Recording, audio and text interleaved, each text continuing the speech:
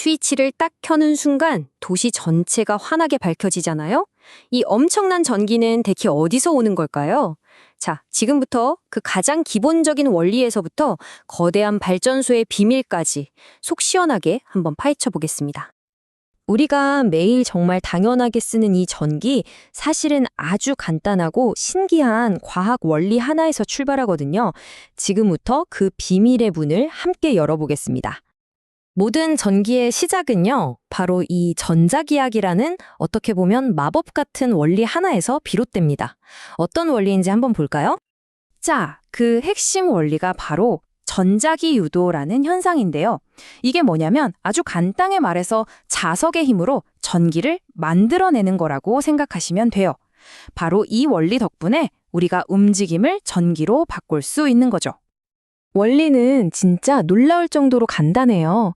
구리선 같은 코일 주변에서요, 자석을 그냥 왔다 갔다 움직이기만 하면 돼요. 그러면 눈에 보이지도 않는 어떤 힘이 작용해서 전기가 짠 하고 만들어지는 겁니다. 정말 신기하죠? 근데 여기서 정말 재미있는 점이 있어요. 이 코일이라는 녀석이요, 자석의 움직임을 엄청 싫어해요. 그래서 항상 방해하려고 하죠.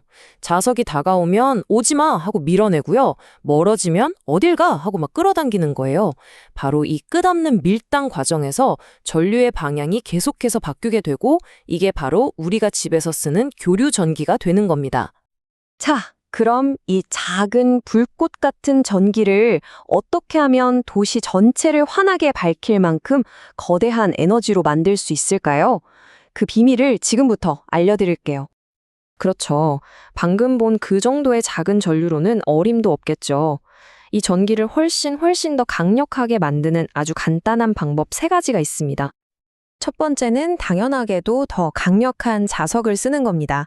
자석 힘 자체가 세면 셀수록 더 큰 자기장이 만들어지고, 그럼 당연히 더 강한 전류가 생기겠죠? 두 번째는 더 빠르게 움직이는 거예요. 이 자기장의 변화가 빠르면 빠를수록 유도되는 전류의 세기도 확 커집니다. 그러니까 속도가 생명인 거죠. 그리고 마지막 3번째는 코일을 더 촘촘하게, 더 많이 감아주는 겁니다. 코일을 많이 감으면 똑같이 움직여도 그 효과가 몇 배, 몇십 배로 증폭돼서 훨씬 강한 전류를 얻을 수 있거든요.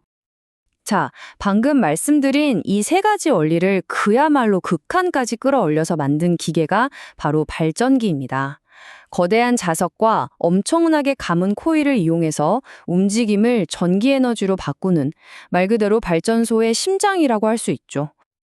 그러니까 온갖 복잡한 기계들이 가득한 발전소 있잖아요. 그 모든 설비의 궁극적인 목표는 딱 하나라고 보시면 돼요. 바로 이 거대한 자석을 어떻게든 돌리는 것, 그냥 계속 돌리는 겁니다. 결국 모든 건 회전이네요. 그렇다면 인류는 이 거대한 발전기를 돌리기 위해서 과연 어떤 놀라운 방법들을 생각해냈을까요? 다시 한번 말씀드리지만 정말 중요한 점이에요. 어떤 발전소든 발전기의 원리는 똑같습니다.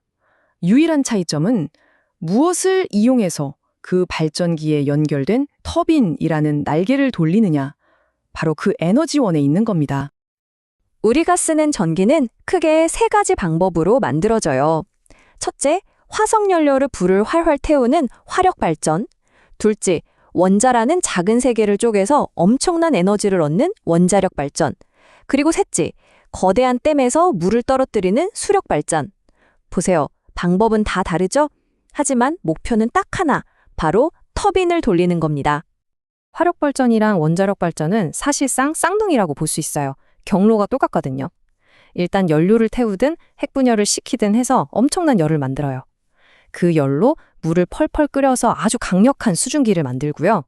그리고 바로 이 뜨거운 수증기의 힘으로 터빈을 쌩쌩 돌려서 전기를 만들어내는 거죠.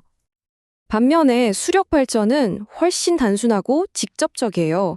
댐에 물을 높이 가두어 두잖아요. 그 물이 가진 높이, 이걸 이제 위치 에너지라고 하는데, 이 물을 아래로 확 떨어뜨리는 겁니다. 그러면 위치 에너지가 운동 에너지로 바뀌면서 그 강력한 물의 힘이 직접 터빈을 돌려버리는 거죠. 네, 이렇게 우리는 전기를 얻게 됐습니다. 하지만 세상에 공짜는 없죠. 이 편리함 뒤에는 반드시 치러야 할 대가가 있습니다. 가장 대표적인 방식인 화력 발전과 원자력 발전. 이 둘은 우리에게 빛을 주지만 동시에 그림자도 들이오고 있거든요. 과연 어떤 장단점이 있는지 한번 비교해 볼까요?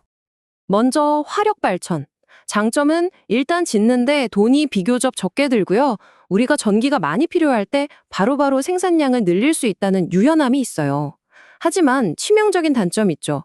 바로 연료인 석탄이나 석유가 언젠가는 바닥난다는 것. 그리고 지구 온난화의 주범인 이산화탄소를 엄청나게 뿜어낸다는 겁니다. 그럼 원자력 발전은 어떨까요? 장점은 정말 막강합니다. 아주 적은 연료로 어마어마한 에너지를 만들 수 있고요. 이산화탄소 배출이 거의 없어서 친환경적이라는 말까지 들어요. 하지만 그 이면에는 방사성 폐기물이라는 아직 인류가 완벽한 답을 찾지 못한 숙제가 있고요. 만에 하나, 정말 만에 하나 사고라도 나면 그 피해는 돌이킬 수 없을 정도로 끔찍하다는 치명적인 위험을 안고 있습니다. 보셨듯이 어떤 방식을 선택하든 얻는 게 있으면 잃는 것도 있습니다. 결국 선택의 문제인데요. 그렇다면 우리는 과연 어떤 미래를 선택해야 할까요?